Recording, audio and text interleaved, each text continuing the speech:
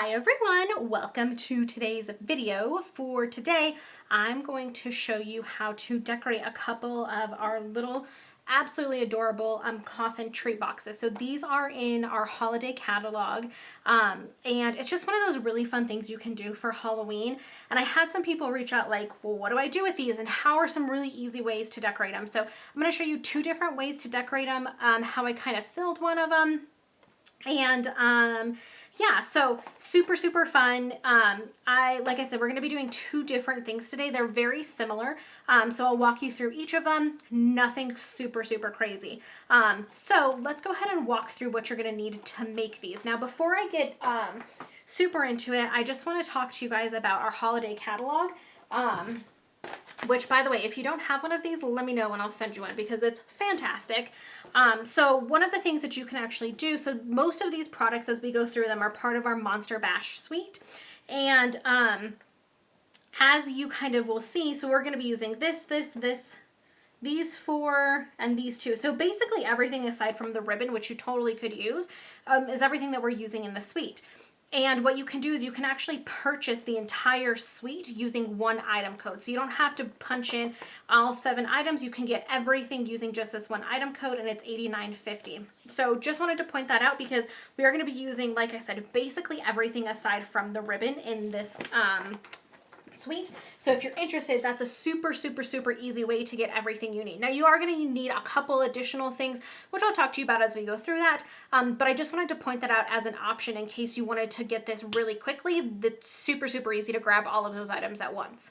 So let's go ahead and jump into what we're actually going to need for today. So like I said, this is the Monster Bash suite, and the stamp set that's featured in this suite is the Spooktacular Bash. So super cute little images here. I really like this one. And the coordinating die set with that is this Ornate Frames dies. So we're going to be using those as well. That means we are going to be using our Big Shot, which I have off to my side. We're also going to be using this embossing folder, which is the Stylish Scroll embossing folder. It's very pretty. So again, something we're going to be using with our Big Shot. The Stitch Shapes framelits, we'll be using these as well. And that's everything we're going to need as far as cutting goes. Now, something else that comes in that suite are these Monster Bash enamel shapes. They are super adorable. So you have, here, let me go some of this stuff so you can see. So you have some dots, which are just totally useful. You can use them for a bunch of different stuff, totally unrelated to Halloween. And then you have these little crows, little cross and skull bone, or skull and crossbones. I don't really know. And then you have some little coffins. So we're going to be using the little birdies because I think they're adorable. We are also obviously going to be using the coffin treat boxes. So they come like this. I'm going to show you guys how to assemble these, I think at the very end. I haven't 100% planned out how we're going to do this. I think we're going to make the little embellishments that go on these, and then we'll talk about how you actually assemble them at the very end. But they come in 2 pieces, so you get the bottoms and the tops. So you'll need, if you're going to do both of these projects, you'll need 2 of each, so 4 pieces total. We're going to be using StazOn ink for today, and then I have 2 of my Stampin' Right markers. This is Crushed Curry, and then I also have Real Red. I threw in my tear and tape in here, and the only reason I did is because I don't normally use tear and tape, although I think I did in my last video. I think in that video I said I don't normally use tear and tape. I don't, but if I do feel like to put the boxes together, you really do need tear and tape, so that's why I wanted to throw that out there as like something that you should probably use just to keep your boxes together. And then also from that suite, we're going to be using the Designer Series paper. So this is the Monster Bash Designer Series paper. This one has some really cool, like weird bottles on the other side. I'm going to be using this side just because I think it's kind of fun. But there are tons of different paper. So I'm going to be using this piece, and then I'll also show you something else that I did when we get to actually assembling and filling the boxes. So you don't need much just for your little embellishment, but you might need a little bit extra to actually fill the box using the technique that I'll show you. We're also going to need just some regular old Whisper White. This is just a scrap piece of paper that I grabbed. You don't need this much. You just need a little tiny piece. So scraps work really great for this project. Along with a scrap of basic black and then a scrap of pumpkin pie. Again, this is a larger piece that I just had on hand, so I grabbed it, but you don't need much at all. So, like I said, I'm going to start by showing you how to create the little embellishments that go on our coffins. So these little guys. So let's go ahead and jump into it. Okay, so I want to start with just this one, and I want to do one at a time just so you don't get confused, and it's really easy to kind of follow along if you just want to do one version versus the other. So for this one, we are going to need that strip of designer series paper that we talked about. We're going to need our Whisper White as well as our little scrap of basic black. And then we're going to use a couple other things as well, but for right now, this will get us started. So what I like to do is I try to do all of my cutting work all at the same time. So the first thing that I want to do is set these two off to the side, and I'm going to go ahead and bring in my Stamparatus and my little stamp. So I'm using this little vampire guy, and I wanted to take this opportunity to kind of talk to you about the Stamparatus, because I get questions from a lot of people of like, do I actually need that? Is it actually something that I'm going to get benefit out of? And I think the answer is it's really up to you and your stamping style. So the reason I say that is because it really does depend on how you stamp and kind of your work surface and things like that. So I just wanted to kind of show you guys a couple of different options. So the reason I normally always grab my Stamparatus, and the reason being is because I never know when I'm going to get a really clean stamp and when I'm not. So I just, as an example, and you'll see some other stuff on the other side, which you can just ignore. I just did an example. So this one I stamped just directly the paper. I did the paper and then my stamp directly on my table. This one I used our Pierce mat. So I did the Pierce mat, the paper, and then stamped directly on the table. And then I'm going to show you the Stamparatus. I don't know that you can really even see a huge difference in the camera. Maybe you can, but I can see just in these two, like this one has some little white speckles where it's not a very crisp, clean image. You see a couple little speckles there, and the Pierce mat, you still have some of those speckles, but it's a little bit different, or it's a little bit fuller. And you can also see that some of the areas are just a little bit darker. So when we go to actually use our Stamparatus here, I am going to put this little guy down, pick him up, and I may get some residual. Nope, I didn't. Okay, perfect. So if you guys didn't see how I did that, so make sure, because I'm using a cling stamp, you want to take this black foam piece out because you don't need it. And I use my magnets. I put my piece of paper right up in the corner, use my magnets to pretty much hold it down about where I'm going to be stamping. And then I just place my stamp right there, put my plate down, and pick it back up, just like that. For this, the placement doesn't really matter because I'm just using, I can place it anywhere, it doesn't matter. But when you're trying to place your stamp in a very specific position, you can get very precise with this. So that really does help from that aspect with this tool. So I'm just kind of checking. I have a little bit of a glare with my camera lights. So I'm just checking to make sure that I got that all inked up. And now I'm just going to stamp it down, pick it back up. And I feel like, I didn't get the best image there. So with just doing traditional stamping, I would have to like fill it in with a marker or try to do it again. With my Stamparatus, all I do is I ink it up one more time, and I can kind of focus on the areas where I feel like I didn't really get a lot of coverage. So over in this corner, I feel like I didn't get the best coverage, so I can do this again. Stamp it down, and it's perfect. It's very, very, very, very, very dark, crisp image. And it didn't really take much effort for me at all, to be completely honest. It was very, very easy to do, and it worked out really, really well. So I know, like I said, it really depends on your style. If you're okay with not having a crisp, clean image, and just to kind of compare, you can see this one has no spotting, no anything, while these have a little bit. So like I said, it's completely up to you and your stamping style. If you're somebody that's like, I need that very, very, very crisp, clean image every single time, then I would absolutely look into the Stamparatus for this type of application. Like I said, there are some times where you want to put your stamp right in a very specific spot, and this works wonders. I would absolutely say you need this. For this application though, maybe you don't need it. It's complete preference, I feel like, in this kind of project. So I just want to throw that out there because I do get questions from time to time, just like, do I actually need that? Am I going to get benefit out of it? And I think, like I said, it really depends on you and your kind of style. So enough of my blabbing about my Stamparatus. We're going to take our dies, and again, this is the Ornate Frame die set, and I'm going to take this one right here. It fits perfectly over our little stamped image, and then this one here, it's like this almost square that's got lots of frills and stuff on it. We're going to use that one as well, and then because I'm the kind of person that I just want to get all of my die cutting done at the same time, I'm also going to grab my stitch shapes, and I'm going to take the second to largest oval. I'm going to pull that out also. So I am going to take my trusty piece of washi here, and I'm going to line up my, I'm sorry if you can see my head. I'm hoping that my big old noggin doesn't get in the frame, but it might. So I'm going to line that up, put it down just like that, set that off to the side for just a second. With this frilly frame, I don't know what else to call it. We'll call it the frilly frame. We're going to cut that out in black cardstock, and then our stitched oval we're going to cut out in the designer series paper. So I just wanted to show you guys that in case I miss it or it's not easy to see when I pull my big shot over, which is right now.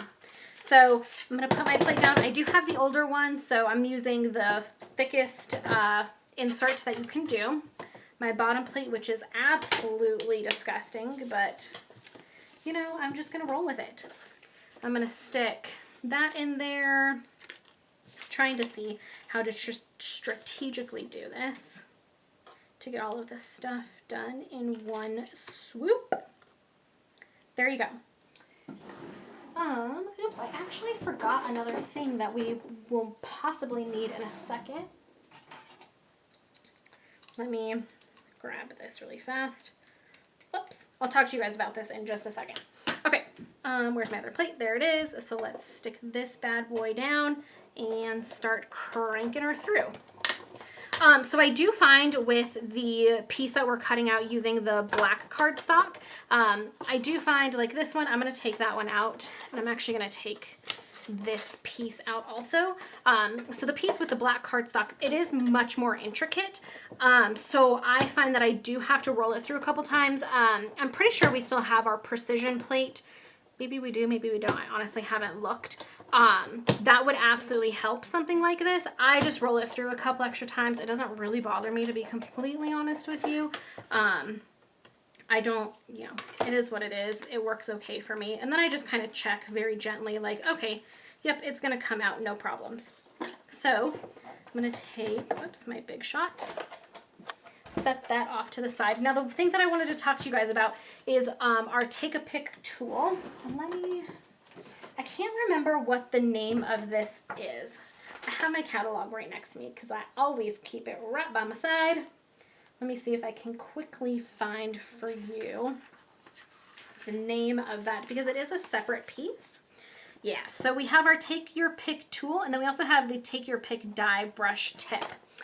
So all it is this this brush right here screws on to the top of your Take a Pick tool, and then it also comes with 2 of these foam mats. Now what you can do is, because I have some of these little intricate pieces here, so you can see some of them fell out already, but what I can do is I can just take my little brush here and just roll across, and then I like to flip it over and do it from the other side, because sometimes you get a better result from the other side. And then I just kind of tap it off, and then I'll look to see, sometimes it gets all of them. Ooh, like this time I think it did get all of them. Sometimes there's like 1 or 2 little pieces left. So on the other end of the Take Your Pick tool, there is a pokey guy. I don't know what to call it. And you can just poke them out, but it's a lot easier to do that and poke like 1 or 2 out than like 20. So again, not a super like necessity, but for those of you that have been crafting for a while and you have a lot of supplies and you're like, how do I just make my crafting life a little bit easier? That's one way you can do it, because it really does help. So now we're going to take our piece of designer series paper that we have cut out. We're going to take our little vampire guy, Well, I'm calling him a vampire. Maybe he's something else. I don't know. But he looks like a vampire to me. So we're going to take that little guy. And with our little vampire, so I'm just going to take my 2 markers. So again, I have crushed curry. And I'm just going to color in this like frame that he has around him. This is totally optional. You don't have to do this. I just feel like it adds a little something extra to the stamp, the design. It kind of gives it some grounding. It frames, haha, no pun intended, it frames the image. And it just gives it a little bit more texture. And this is the same color that's in this paper, so it's going to tie the 2 together. That's one thing that I would suggest, you know, if you're using some designer series paper, when you're thinking about the stamps, the stamp pad to use, the ink pad to use, or if you're going to color, the markers to use, what you can do, what I would suggest doing to kind of bring your piece some cohesion is if you're using designer series paper, on the back of our paper stacks, I just happen to have this one right here, it'll tell you right here the colors that are used in that. So you can coordinate that and say, okay, so this paper uses crushed curry. So let me grab my crushed curry marker and I'll use that to color in my image. And again, it just gives it some cohesion because then you have the exact same colors going on in both areas. Perfect. So then I'm doing that. And then I just wanted to give it a little bit something else. So I'm going to color in his little like undershirt here using the Real Red marker. Super, super simple, not difficult at all.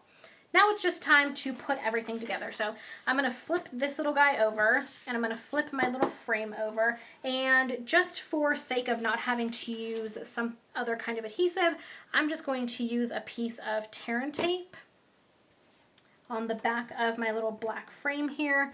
Another thing, that this little poker on the take your pick tool is really nice to get under the tear and tape and lift up the backing paper, or I don't know if is it still called backing paper because it's technically on the front? I don't know. So I'm going to put that little black frame on our piece of designer series paper, and then with our stamped image, I'm just going to take a couple dimensionals and I'm going to put those on the back of here. And again, I just like to do dimensionals because it gives it a little bit more texture and just a fun look. And then we're going to put that there, and that is the embellishment for our first little treat box. So I'm going to set this one aside, and then we can get started on our second embellishment, which is really, really, really cool. Probably my favorite out of the 2. Okay, so for our next project, we are going to use the pumpkin pie, and we're also going to use the Whisper White again, and we just need a stamp from the stamp set. We're going to use our little embellishments, which I threw somewhere. Oh, they're right here in front of my face. Our little embellishments, and then our dies again. I think that should be it. This one is really simple, but I really, really, really like the way that it turns out, and it's going to be awesome. Oh, and this is the one we're going to use our embossing folder with. So make sure you have that handy. So as we did in the last one, I want to get all of my big shot work out of the way. So first thing I'm going to do is take this stamp in the stamp set that says eat, drink, and be scary, because I just think that one's super cute. And I'm going to grab a block, just like so. I stays on again. So for this one, because I don't have like a big ink area like I did with the vampire that I just showed you, I'm just using a regular block with this stamp. So again, the Stamparatus comes in handy in certain scenarios. Some people I know use it every single time they stamp because they just like the peace of mind of knowing that if they mess up, they can kind of go back and fix it. I just find it easier to grab a block most of the time with like sentiments and stuff. It's just easier for me. Ooh, excuse me. So we've stamped our little image here. Now what I want to do is I'm actually going to cut this out with just some scissors.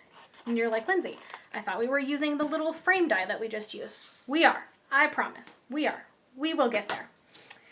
So I'm going to set these dies as well as my pumpkin pie piece off to the side for just a minute. I promise I have a method to my madness. Okay, promise. So I have this piece. I am also going to grab my coffin. So I have a bottom and a top, just one. Like I said, you need 2 of the bottoms and 2 of the tops. For right now, I'm just grabbing 1 of each. And then I'm also going to grab my Big Shot. And, sorry, I'm getting all of the little black pieces off of me. And we're going to grab our embossing folder. I promise there is a method to my madness. Just stick with me for a minute. So I'm going to grab my Big Shot. I'm going to flip it to my embossing tab. Put my plate down. Whoops. Now I'm hitting my camera, so I'm going to pull this a little forward so that I can push this through. There we go. I always forget about that pesky camera. So I'm going to take my embossing folder and I'm going to do my little sentiment first. Okay, so we'll have that guy here. So when you open up your folder, you have a side that's relatively flat, and then you have a side that's raised a little bit. The side that's raised, you want that to be the back. I've actually wrote back on here, so I don't even have to think about it anymore. So again, you want the smooth side to be on top and the raised side to be on bottom. You're going to take your sentiment and you're going to stick it in your folder, put it down like this, put the other plate on top, and crank it through. Okay, just like so. Then we're going to do the exact same thing with our box. So I'm going to stick in my little piece here. I'm going to put that there, put my top plate on, crank it through. Now with the bottom piece, which is the piece I'm doing right now, it's a little big, and I'll show you. So there are some, you have like a little tiny edge here and a little tiny edge here and a little bit here that doesn't get put into the embossing folder, but I can promise you, you won't even notice. Like, nobody's going to tell you anything. And then the last piece is the top of the coffin. So we're going to put that in there. You want it to be relatively straight. I mean, in theory, you want it to be relatively straight. I just kind of throw it in there and say, have at it. So we're going to crank that through. Just like so. And then put your coffin pieces off to the side. Again, we'll talk about how to assemble the coffin at the very, very end. But because we were doing the embossing, I wanted to get that done right now as well. So that's all we're going to use our embossing folder for. Now, just like we did with the last one, I'm going to take the frame, the swirly frame, and I'm going to cut that out of pumpkin pie. And then I'm going to cut my sentiment out using the last little frame that we used with the vampire. It fits perfectly in there as well. I just need to flip my plates over. Put that there. I'll stick this guy in there like so. And then I'm going to set up this piece. I am just going to use a piece of washi just to try to make sure that it stays straight. If it doesn't, it's not the end of the world. Crank it through, maybe. There we go. And then, oh, did that go all the way through? No, it didn't. So I'll show you. So again, this piece I'm going to take out. So what you can do is if it kind of comes up, you can normally just kind of find that groove again and set it right back down in there. Whoops.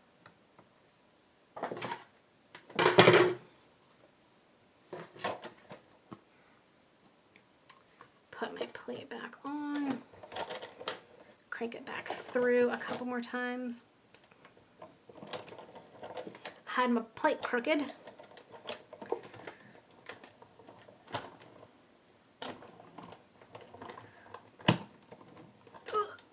I'm going to do it a couple more times. Like I said, you can get the plate. Some people use a shim with like a piece of cardstock or something else. I find that just cranking it through a couple extra times gets me what I need. It's not that big of a deal. The one thing that you have to be careful with this die is like the top and the bottom. There's like a little tiny teeny piece that seems to want to get stuck. And not that it didn't cut all the way through, it just gets stuck in like ooh, there's dogs barking outside. Hold, please. Okay, I think we're good for real this time. So this top little swirl and this little swirl, they seem to get stuck. So sometimes you just have to be careful with those. I'm going to move this out of the way. Bring in my little, ooh, my desk is kind of messy today. Bring in my little die brush.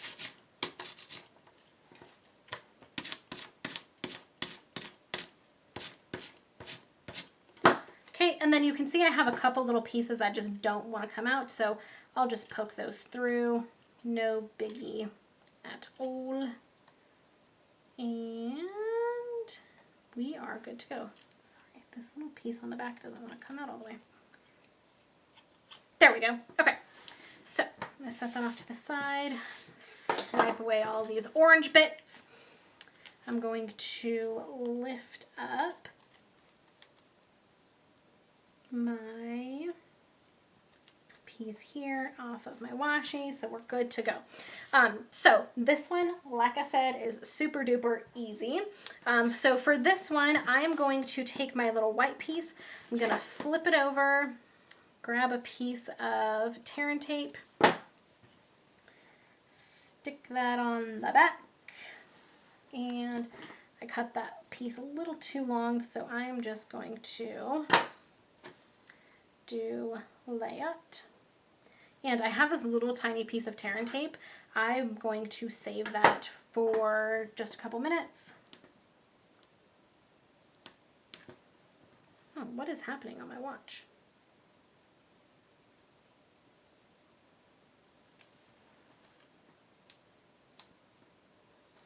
Okay, there we go.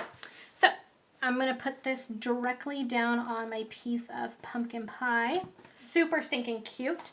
And now I'm going to bring in my little birdies. And I'm going to put one up here. And then I'm going to put another in the corner down here. And you can put them wherever you want, honestly. I just think that that's where they look the cutest, in my opinion. So now we have both of our little embellishments. So let's figure out how to put our little boxes together. So I'm going to take the boxes that I embossed, just because I think this one is a little bit tricky. Not tricky, but you just can't see the grooves as well. So if you look at the just regular box, you can see the grooves very easily. So I'm going to set this right here while I do this. So the way that I do it is I like to fold all of the main sides in first. So just like this. And then you have basically tabs on almost every one of these sides that helps bring the box together. So then I fold over the little tabs. And like I said, if you're having a difficult time singing it, you can kind of feel them. You can look on the back. They're pretty easy to see, and they're very, very easy to fold. Like I just showed you, I just folded that in 5 seconds. And then I'm going to grab the top piece. I just like to fold first and then I start to put them together. So you can kind of see, because it's a little hard to see on the embellished piece. I'm just going to fold on all of the score lines. The top, I will say, is a little more difficult just because the like these little tiny flaps that kind of go in are a little bit smaller. So sometimes, especially this corner one right here, is a little bit harder to figure out. So that's it. I just fold all of the pieces in. Now what you're going to do is you're going to set it right side up. So you fold everything in this way, right? So you have all of your folds going this way. You're going to flip your piece over and make sure you can see on your little flaps. And then I just take a big piece, not a big piece, but a decently large piece of tear and tape. And you want to put it on all of the little folds. So all of the little pieces that are going to go in and kind of be hidden, you're going to put them there. Just like this. And as soon as I'm done with both of these, I will put them, I will put them side by side for you so you can see where you want to put the tear and tape as far as if you're just looking at the piece, so you can have a reference. Okay, I'm gonna set that one off to the side just for a second. Like I said, I will show you in a minute where you want to put all of the tear and tape. Again, this is tear and tape, so you can literally just tear it. I just find it's easier when I'm doing something like this to cut it. It just takes less time. I'm trying to remember. Okay. See, even I have to kind of think about it for a second while I figure out where you need to put the tear and tape. Once you do it a few times, I made like 10 of these the other day. And it was super easy to figure out. Once I kind of got in the groove of it, it wasn't hard at all. So that little piece of tear and tape that I just said that I saved, I'm going to use that on this little flap right there because it's so tiny. Okay. And there you go. So I have a little bit left over. You can save it. You can toss it. I mean, you get a ton of tear and tape. So this is what it looks like. So if I take the one that's not embossed, just so you can see a little bit better. So you want to tape these sides, these little flaps here, and then these little flaps here. So you should have 6 pieces of tear and tape, or whatever adhesive you're using, I should say, total for the bottom. So this is actually your bottom piece. Okay, I'll leave that there for a second so you can kind of look at it. Now for the top piece, you're going to do these 2 corners down here, your 2 little flappies up here, and your 2 little flappies up here. So again, you'll have 6 pieces of tear and tape total on this piece as well. Now it's literally as simple as taking the backing off of your tear and tape and putting this bad boy together. Again, I'm using this take your pick tool because it really does help get that backing off so easily.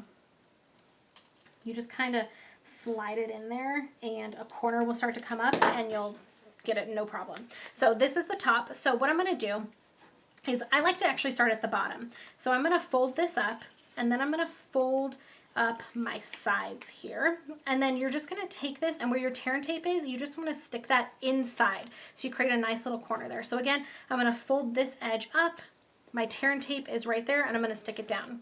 Same thing over here. So now your box kind of starts to organically form itself. So you have these little edges here. So you're going to fold these up, meet that tear and tape, fold these up, meet that tear and tape, and then the last one is the top. So this is where my tear and tape is. I push those in, and then I just meet it like that. So this is where your score line is, and you want that score line to meet up with the edge of the other piece that you're putting on.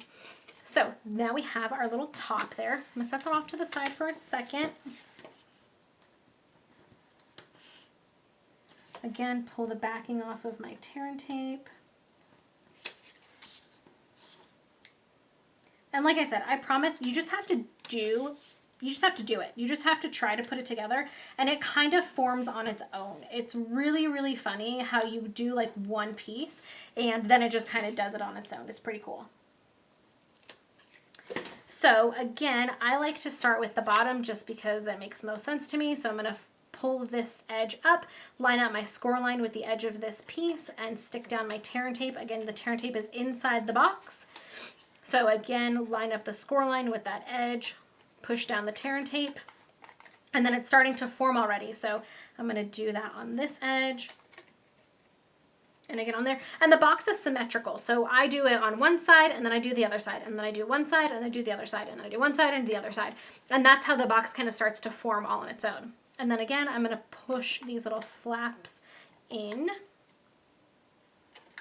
stick down the tear and tape on the inside, and whoop, there's my little box. So you can take the lid, and stick the lid on, and you have a cute little box. So I had already folded another one, the one that wasn't embossed, just so you guys didn't have to wait and see me fold a second one. So now all we're going to do is bring in our little embellishment pieces. Again, I'm just going to use tear and tape because I have it handy. And I also think it's one of the, it's really applicable for this project because you are doing kind of a treat box. You don't want it to rip off. You don't want somebody to get their box and then it's like, oh, hey, your little embellishment just fell off because I didn't stick it down very well. I think tear and tape for me, if I want like a super heavy duty adhesive, it ensures that it's going to stay down. So I try to use it for these kinds of projects. You just take that little piece off. So again, the piece with the pumpkin pie and the birds, it's going to go on our embellished box. Now again, you can totally switch this up. It just kind of, because we embellished this sentiment, it kind of ties the two in together and it looks super cute. And then the other one is just going to go on our regular box. And there you go. You have our two little embellishments. Super stinking adorable. So I did also tell you guys or mention that I would show you how I fill the boxes. Now you can go and you can get like crinkle paper if you want. Obviously a ton of people are just going to put candy directly in here, and I think that's great. For those of you that want to do something a little bit different, like I said, you can go get that crinkle paper. I don't know what it's called. I don't know what the technical term for it is. But if you don't have that, or if you want to kind of bring it all together and tie it together. So I used this box to put a little Stampin' spot, and I wanted some filler in here. So all I did to make that filler was I grabbed my trimmer. What is this? Oh my goodness, it's a new trimmer. Be on the lookout. I'm just not really gonna say much about it. We're just gonna leave it here, and we're gonna, yeah.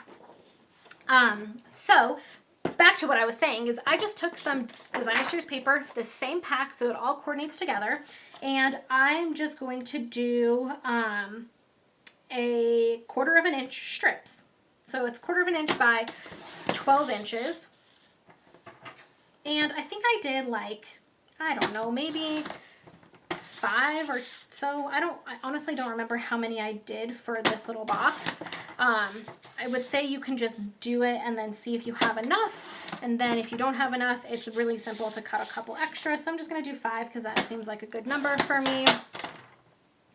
So you have these little strips. Let me put this off to the side. So you have your little strips here. I just kind of get them all into a row like that. Fold it in half. I mean, it's not going to be perfect and it doesn't need to be. And then I just cut them like that. And then I kind of mix them around in my hands for a second and then crumple them together. And this is going to give you that kind of like shred filler that you want for your box. And then I kind of break them up and I crumple them together, and then I break them up again and I crumple them together until I get what I like. I think about 3 crumples is what I like. And then all you do is you take it and you stick it in the bottom of your box like that. I probably need a little bit more, but you stick it in the bottom of your box, and you can put, like I said, I just put a Stampin' spot in there as just something different to stick in there. And then there you go. You have a little filler. Again, most people are going to put candy in here, but if you didn't want to put candy, or you wanted to put some candy but not a ton, that's also how you could fill the box. And again, it ties everything together because you have that coordinating paper that coordinates with everything else that's in the set. So it's super cute, a really quick and easy way to do it. And like me, if you're like me, I should say, I don't keep that like filler crumple stuff on hand. So if I wanted to fill one of these boxes, I would have to run out to the store. This makes it really easy where you don't have to do anything. You literally have everything you need right at your fingertips. So I really, really, really hope you guys enjoy these projects. Be on the lookout for next week. I'm going to do another little treat box for Halloween idea that is a little bit different for Halloween, like I said, but it's going to be different than just little coffin boxes. But I love these. I think they're so adorable. I think I have like 3 packs of these boxes, so I'm going to be cranking these bad boys out left and right, handing them out to everybody I know for Halloween. And yeah, I really hope you guys enjoyed today's video. As always, you can buy all of these supplies just simply by going to littlemooncreation.stampinup.net. Also check out the coordinating blog post, which will be linked down below, or you can just visit littlemooncreation.com. And again, if you need either the holiday catalog or an annual catalog, let me know. Send me a message, leave me a comment down below, and I'll get one sent out to you for free. I want to make sure everybody who wants one and has their hands on it can see all of these awesome projects. So I really hope you guys are having a great day and you enjoyed today's video, and I will see you in the next one.